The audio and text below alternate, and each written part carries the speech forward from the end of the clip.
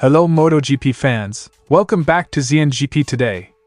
Factory KTM rider Jack Miller had a standout first lap at the Japanese MotoGP, recovering from his disastrous fall in Indonesia. He went from 14th to 5th in a thrilling start, which had the Australian rider admitting surprise at finding himself in the top 5 so quickly. Here's how Miller's race at Montegi unfolded. As the MotoGP season nears its conclusion, Marc Marquez believes that the intensity of the title fight between Francesco Bagnaia and Jorge Martín is so high that another mistake is almost inevitable, either from them or himself.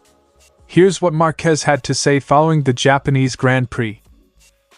Ducati CEO Gigi Dall'Igna addresses the ongoing speculation surrounding the title fight between Pecco Bagnaia and Jorge Martín, and comments on the future changes set for 2027. Here's what he had to say during an interview with La Gazzetta dello Sport. Franco Morbidelli shares his thoughts on a challenging Japanese MotoGP race, where he fought hard but was left pondering what could have been after a clash with Marc Marquez. Despite the setbacks, the Italian remains optimistic about his speed and performance. Don't forget to click subscribe button and the bell icon for MotoGP news update.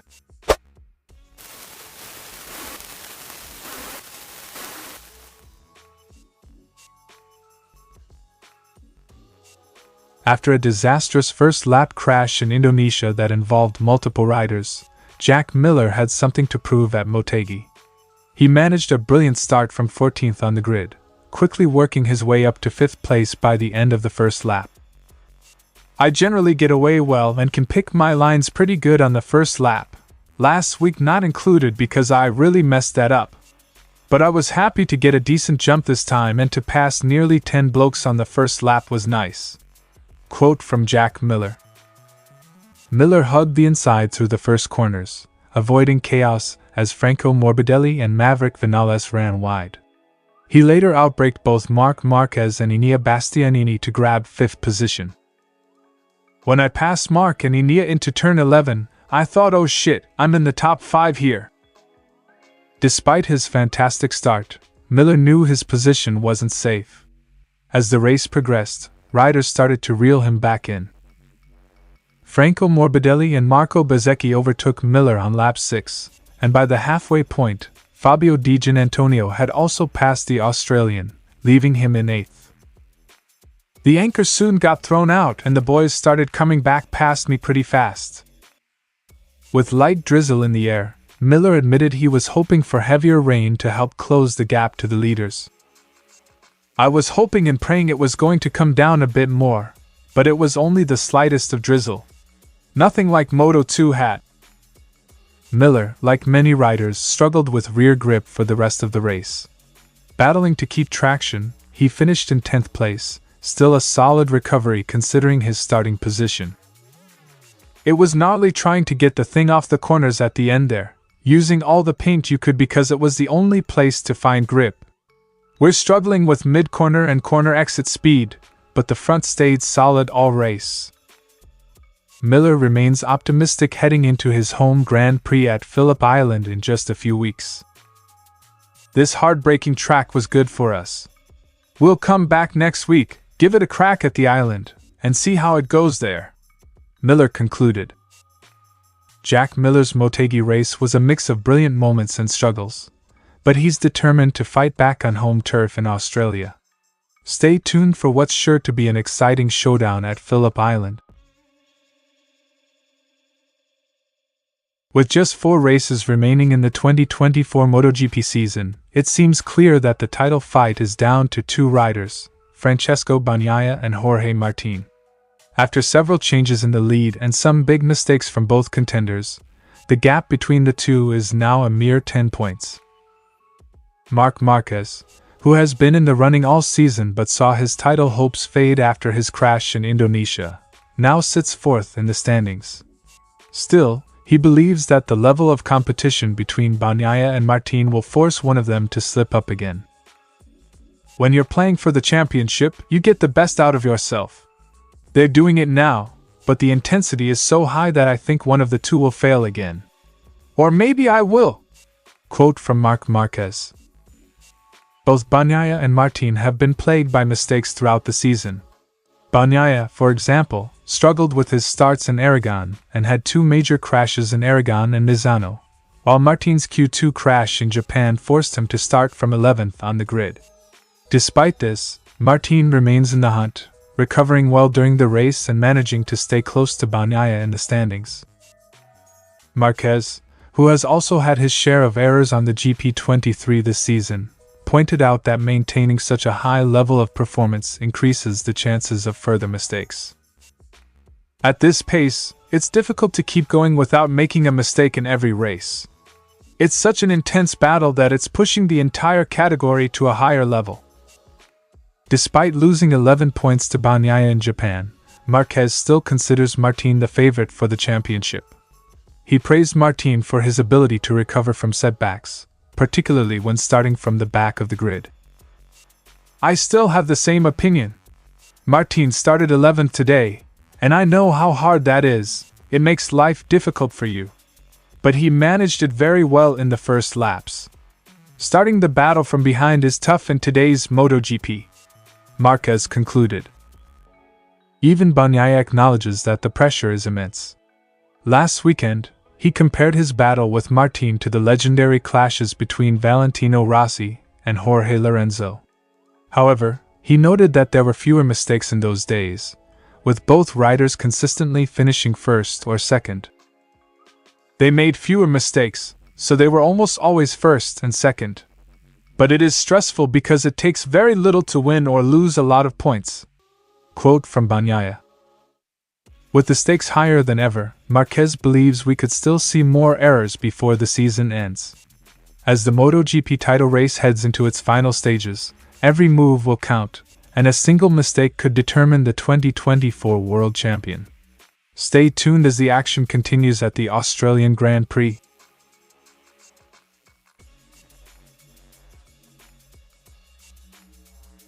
In a season dominated by Ducati, the top four riders in the general classification include Pecco Bagnaia and Jorge Martín. Both have been central to the title fight, winning 11 of the 16 races so far. However, there have been rumors suggesting that Ducati might favor Bagnaia over Martín, particularly as Martín is set to leave Ducati next year. Dall'Igna was quick to dismiss these claims, emphasizing that both riders are treated equally. "Those who insist we won't let Jorge Martín win clearly haven't looked at my history. This is a sport, and in sport, the best rider should win. Our work behind the scenes is exactly the same for both Pecco and Jorge." Quote from Gigi Dall'Igna. When asked about the comparison between Bagnaia and Martín's rivalry to the historic battles between Valentino Rossi and Jorge Lorenzo, Dall'Igna acknowledged that things are different now. Back then, there was a literal wall between Rossi and Lorenzo in the Yamaha garage, while today, the Ducati riders share data openly. "The big difference now is that there is a total exchange of data. Many of the engineers in the Pramac racing team are Ducati engineers. We provide equal support to both riders."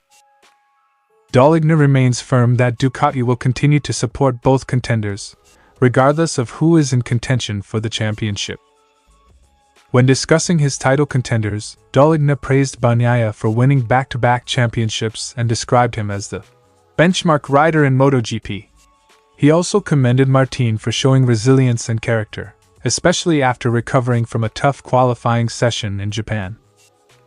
Pecco is fighting for his third title, which not many riders can claim. Jorge has shown tremendous mental strength. This season, he's improved, just as Pecco did in 2023.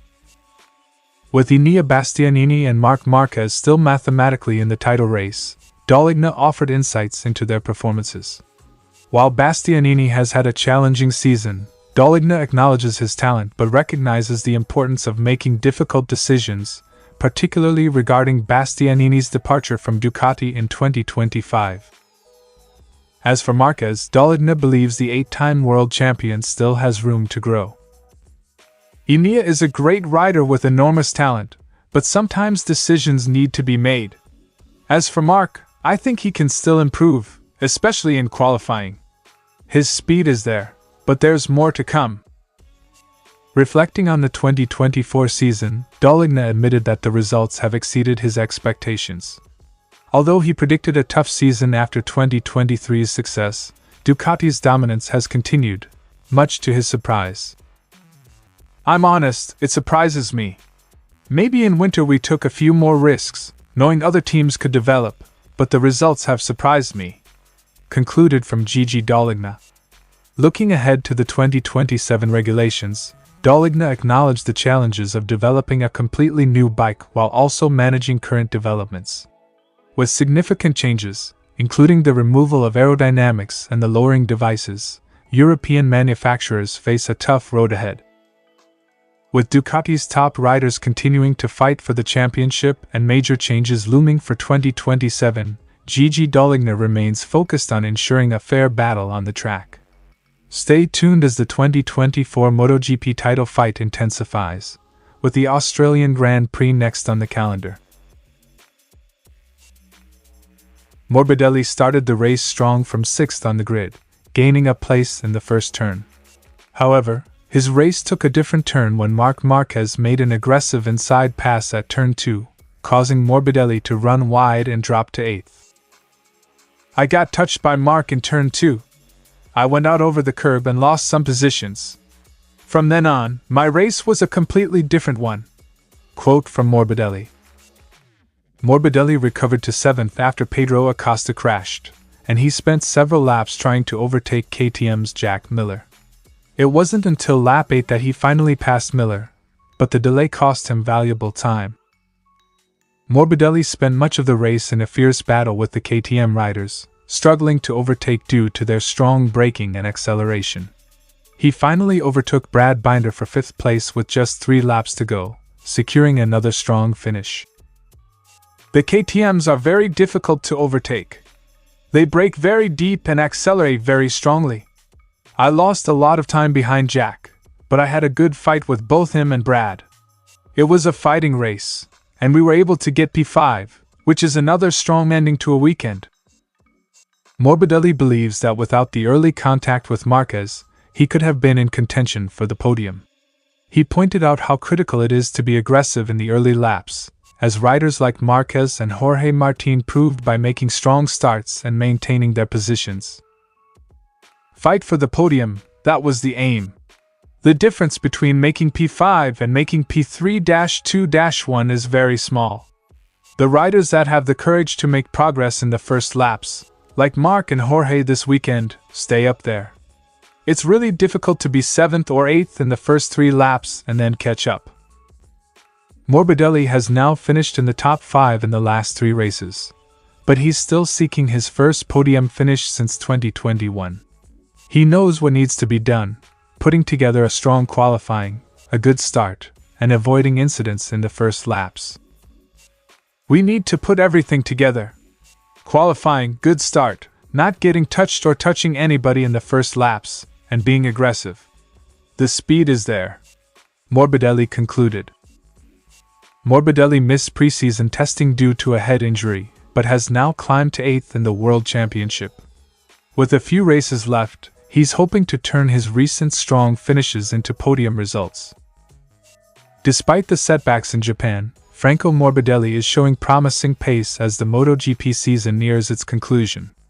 Can he put it all together for a return to the podium? Stay tuned as the championship continues to heat up. Thanks for watching ZNGP Today, and this is your MotoGP news update. See you in the next video.